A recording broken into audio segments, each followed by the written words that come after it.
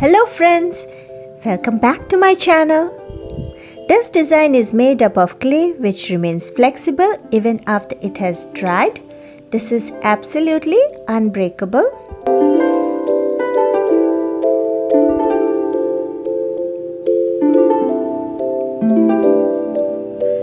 I am using Nara air hardening clay.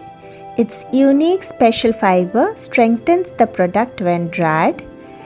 It's good to add color before you start a project so that it will give a good finish. Do not add water, powder or oil while handling the clay. I am decorating a glass jar, and this glass jar can be used in the kitchen to store food items, fully water resistant and non-toxic. Always store the clay in a plastic wrap so that it doesn't dry. This clay has a smooth and oily finish and it naturally sticks to the glass without any glue, but I use glue for joining small parts.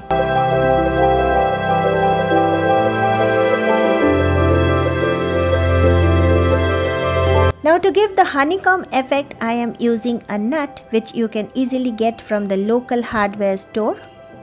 So follow the steps to recreate this design and be with me.